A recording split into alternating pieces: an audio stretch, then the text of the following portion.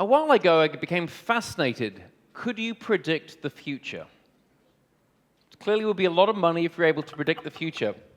And I discovered through an experiment that I will share that I was able to work out how to predict the future in a very narrow area, very specific thing. So for a variety of reasons, one of the businesses that I created is, still going now, it's the Dream Factory LA. It is a fashion photography studio in Los Angeles. Now, I'd only been to LA for one weekend. I didn't know anything about photography. I met these two photographers, and I invested some of my money from my first tech company in a fashion photography studio in Los Angeles. Now, at this point, you might have lots of questions popping up in your head, but I did it for two reasons. Now, the one reason, which might sound like it's a trivial reason, is that I used to be very nerdy, and I wanted to cure myself from being affected by extremely attractive ladies. And I realized the best way of doing that was immersion therapy. So practice was great too. Of course, I hadn't been to this part of the world at that point. But the second reason is that I became fascinated by looking at different systems about how it gives us insight into different worlds. And one of the things that I discovered from the world of fashion photography is that it is possible to predict the future in a very narrow area. It turns out that the bookers of modeling agencies would know who was going to be 30-foot tall on the side of billboards 6 months before it happened. Because their role within the network, their role within the system, was to basically book the future. I think the next talk is going to be on the future of money by Nicolas, who's the co-founder of blockchain. But I think it's very, very interesting that we're sitting here already seeing what the signs of the future are. So let's welcome Nicolas. Many thanks.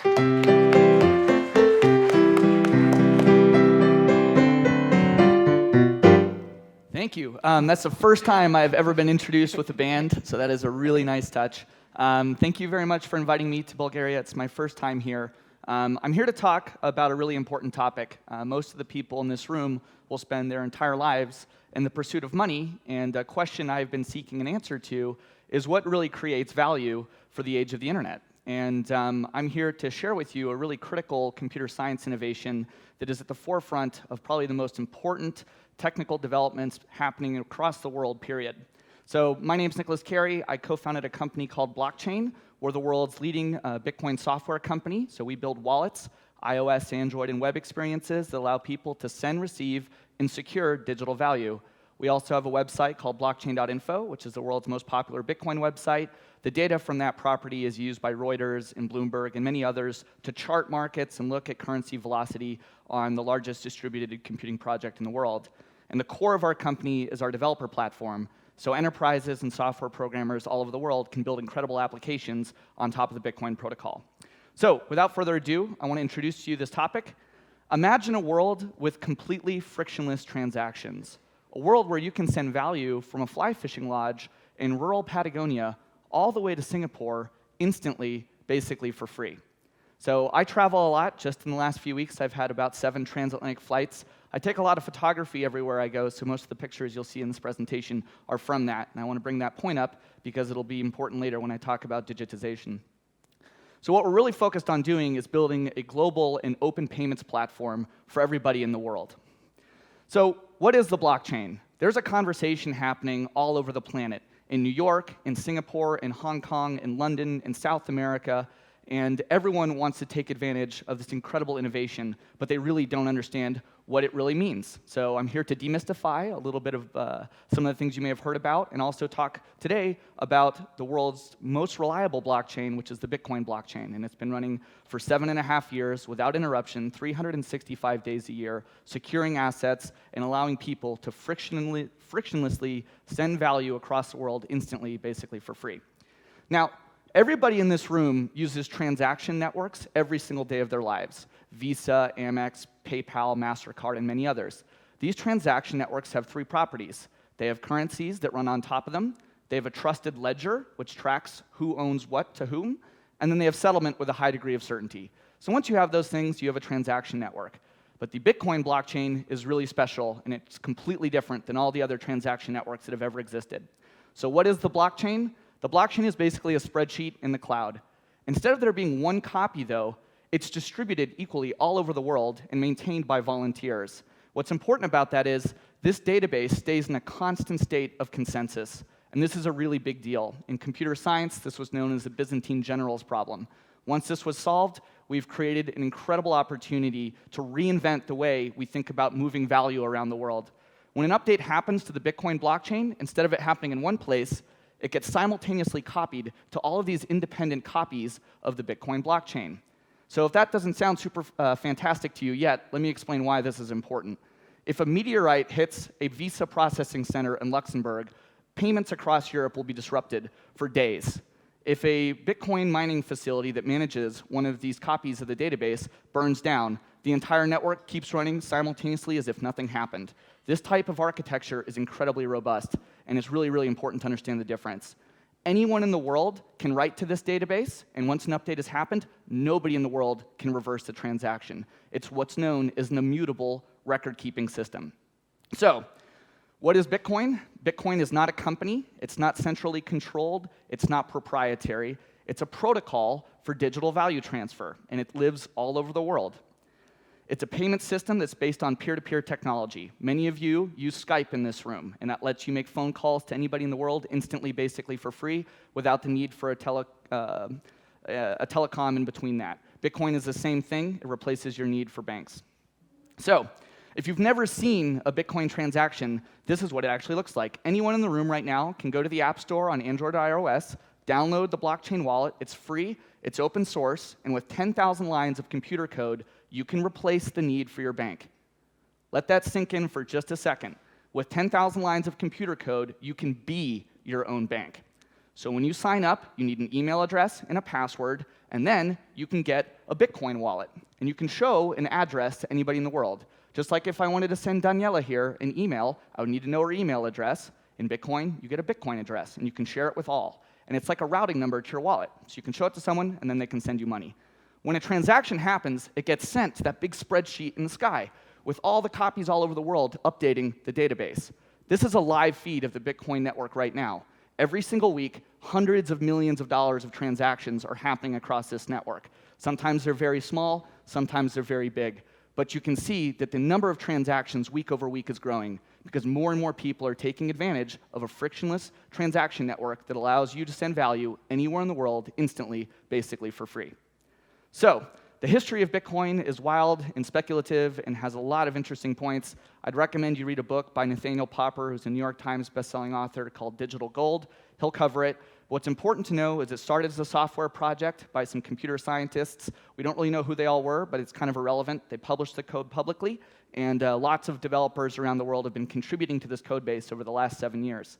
It has been running without interruption, 365 days, 7 days a week, 24 hours a day. If you compare that to the banking systems of today, which shut down constantly, you have markets that are interrupted or interfered with, you have bank holidays. This thing doesn't care what time of day it is, what color your skin is, what your credit score looks like, what country you were born in, any of those things. It's a global open payments platform for everybody.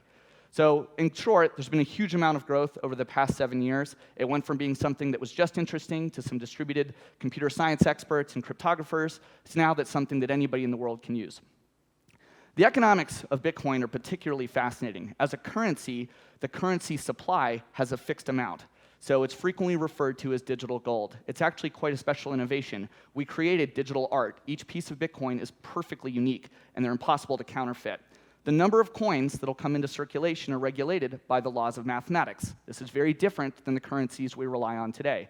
So the euro, the pound, the dollar are all managed by federal and centralized banking systems. Every single year, they decide how much more money to print. They make a lot more of it. They lend it out. There's fractional reserve banking, and 10 times the amount of money that they originally printed gets put into the economy. What does that do to your savings? If there's 10 times as much money in the atmosphere of the economy than there was a year ago, your savings actually decrease. And this is a big problem. It creates all kinds of issues around the world.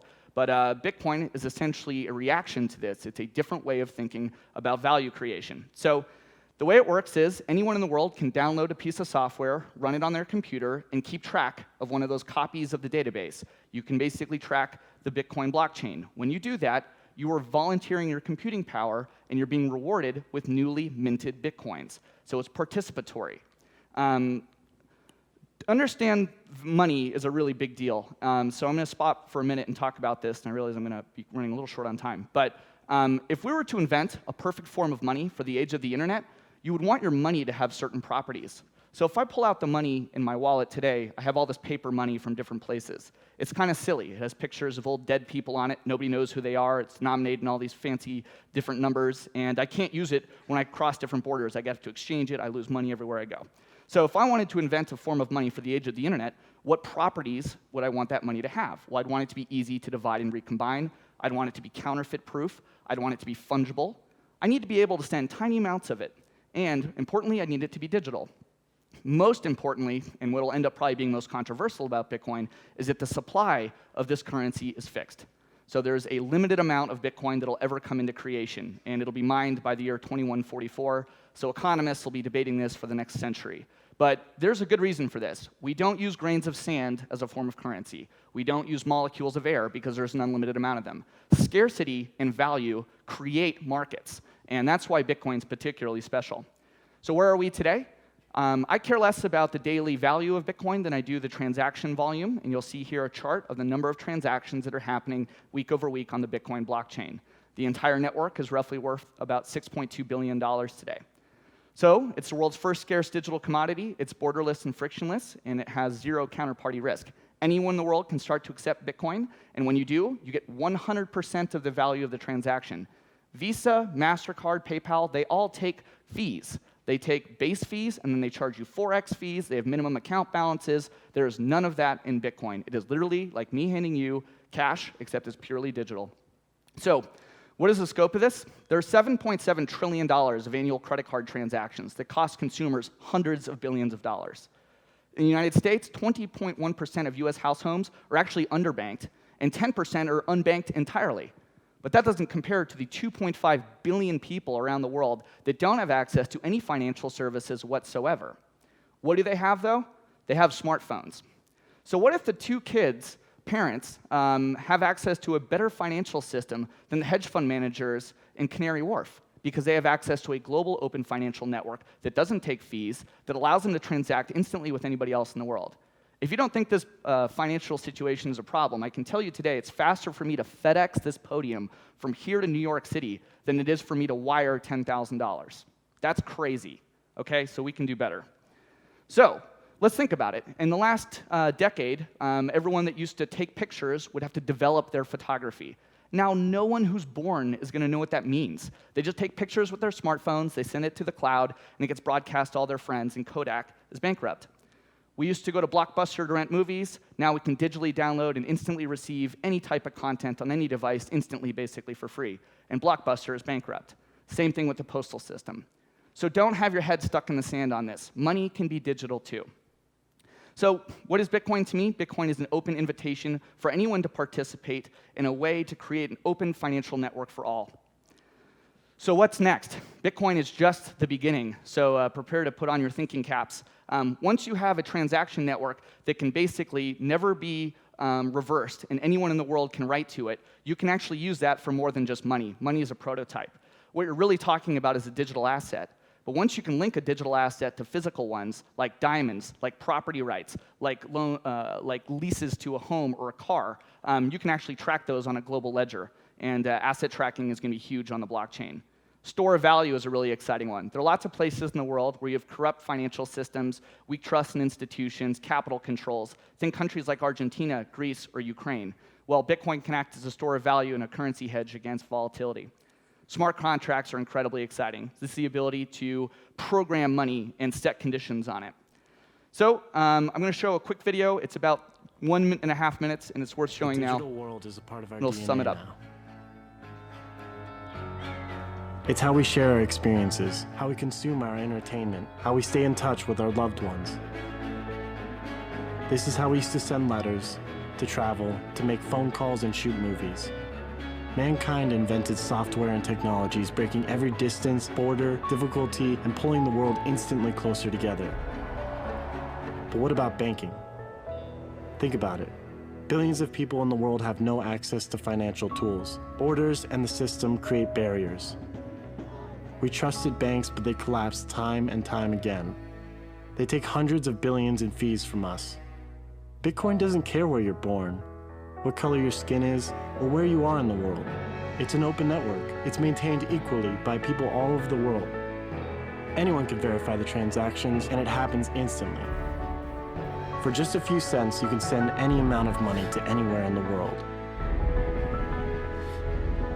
Bitcoin is a global community of inclusion, an invitation to participate in an open world.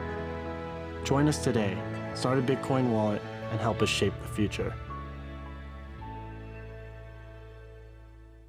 Thank you.